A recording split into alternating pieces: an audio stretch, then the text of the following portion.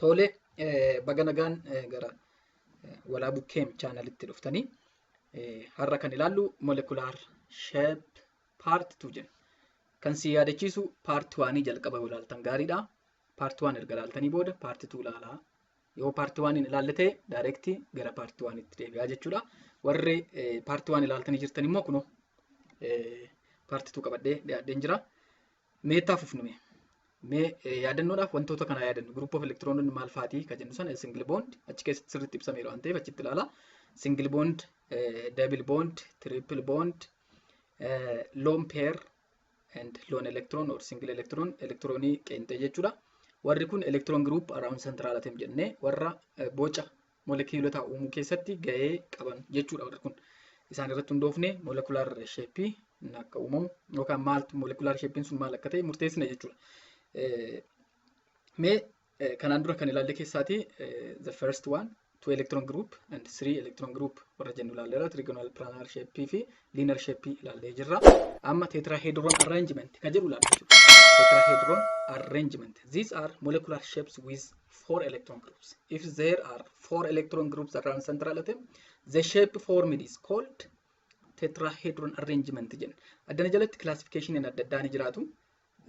Tetrahedron arrangement is classified as follows. It says AX4 all are bonding. Hundi isaanii yeroo bondingii ta'an isaan keessaa immoo tokko name bondingii ta'ee sadan immoo bondingii yeroo ta'an 3 bond 1 lone pair jenna. Kabiraan taree addanatti mul'atu ta'e addanatti AX2 E2 jenna jechuudha. Isheen kun lama name bondingiidha. Lama immoo bondingii yeroo ta'u jechuudha. Warri kun hundi isaanii afur argisiisu. Electron addanatti afur kunoo addantamu sadii da'u tokko afur addantamu lama da'u lama afur ta'a. There are 4 electron groups around the central atom jenna jechuudha. Mee AX4 warra ta'an mee yaa ilaallume. All are bonding electrons. The shape formed is tetrahedral arrangement jenna. Tetrahedral arrangement or shape jennee beekna jechuudha. Molekiilonni kana qaban eenyu fa'aati? Mee fakkeessoo kana ilaalla. Arfan isaanii ilaallaa jechuudha.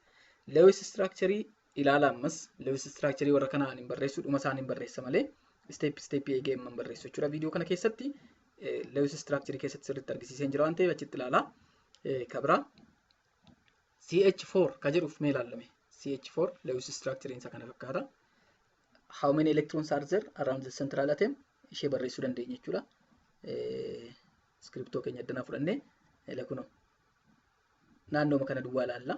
Ishee kana yeroo ilaallu 1 bond 2 3 4 tu jira. Afurtu jiru taanaan the shape formed is hundi isaanii bondiidha ilaala. Hundi isaanii bondingiidha malee name bondingiin hin jiru. Tetrahedral shape jennee beekna jechuudha. Tetrahedral shape jedhama. Isa kanas ilaala. Naannoo central atomii kan jiran naannoo central atomii kan jiru kanadha. Double bondii lamaa fi single bondii lama walitti electron group afurtu jiru. Arfan isaanii bondingii ta'uu isaati ilaalla. Double bondii haa ta'u, triple bondii haa ta'u garuu immoo bondingii hundi isaanii. Kanaafuu double bondiin tokko electron groupii tokkodha. Single bondiin tokkos akkasuma. Kanaafuu double bondii lamaa fi single bondii lama jechuun electron groupii afur ta'u.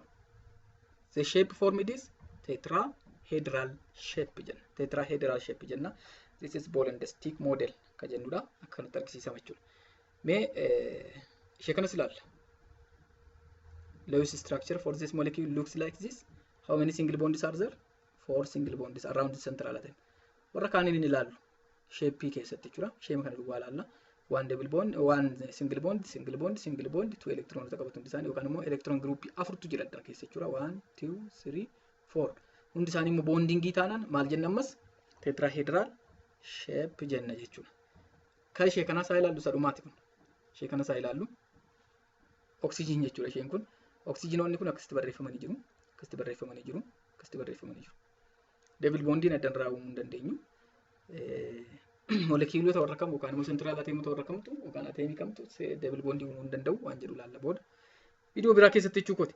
Amma electron groupii meeqa jira? Tokko, lama, sadii, afurtu jiru. Hundi isaanii immoo bondingiidha. Name bondingiin addana keessa lone pairiin faan jiran jechuudha. Kanaafuu inni akkasiis AX4 type or tetrahedral shape jedhamee beekama. Tetrahedral shape. Isattaan ulaalla gosattaan AX3 when 3 are bonding and one is name bonding or lone pair. It may be single electron ta'uu danda'a. Hundumaafu name bonding yeroo ta'u AX3E shape jenna design isa akkas yeroo barreessinu shapein akka kanaa maaltu uumamaadha. Shape kana keessatti trigonal pyramidal shape uumama. Molecuulonni kana qaban jiru eeyyee eenyu faati ammooniyaa faa PF3 faa warri kun hundi isaanii trigonal pyramidal shape jedhamu. Shape akka kanaa uumu jechuudha. Yookaan immoo boca akka kanaa uumu. Mee tokko tokko isaanii ilaalame. Lewis structure for ammonia akkanatti barreeffama. Waan lone pairiin addana jira central atom irra jechuudha. Lewis structure gaafa barreessitan akkanatti argitu. Bocni kun tetrahedralii miti garuu immoo there are 4 electron groups around the central atom. Central atomitti 4 electron group jira. X in jirte addana X in sadiidha. Bondii sadii jechuudha. Lone pairii tokko jira jechuudha. Inni akkasii kun maal jedhama? Trigonal pyramidal shape jennee beekna jechuudha. Lone pairii tokko jirte addana waan ta'eef. Akka kanatti malee lone pairiin addana jirti jechuudha. Hin dhiibdi isaaniin gadi isaan dhiibdi waan ta'eef akka kanatti argisiisamu jechuudha. Fakkeenyi lammaffaan isa kana. Lone pairiin ammas jirti. Molecular shape jechuun maal jechuudha? Spatial arrangement or 3-dimensional arrangement of atoms or structure jenna. Kanaafuu karaa jalaatti jira, karaa irraa jira jechuun dandeenyu lone pairii kana jechuudha. 3-dimensional space waan ta'eef jechuudha addan. Kanaafuu 3 bondingiif waan lone pairii jira. Inni akkasii kun maal jedhamee beekama? Trigonal pyramidal shape jedhamee beekama jechuudha. Akka kana shapein kun kana fakkaata jechuudha. Kan biraan AX2 E2 addana keessatti uumama afurtu jirti isheenis garuu immoo lama lone pairiidha. Lama lone pairii lama bondingiidha. 2 bonding and 2 non bonding jedhama. Shapein akkasitti uumamu kun angular jedhama yookaan V shape bent jennee beekna. Bent or angular jennee beekna jechuudha. Fakkeenya kana mee ilaalame water bishaan jechuudha isheen kun. Lewis structure bishaanii gaafa barreessitan kana fakkaata. Lewis structure bishaanii isa kana fakkaata jechuudha. Kun lone pairii lama jira. Bondiin immoo lama jira jechuudha. Inni akkasii kun AX2 E2 type jedhama. Bent or V shape dha bishaanis achuma yaadadhaa. Kana fakkaata jechuudha. Kanatti barreeffama. Kan biraan fakkeenyi biraa kun isa kanadha. Innis lone pairii lamaa fi bondii lama qaba jechuudha. V shape uumu jechuudha. Molecuulonni kun V shape nu uumu. Central atomii duwwaa laallamma sirra deebiin sinitti maa dhaggeeffadhaa. Kan biraa isa kana ilaala.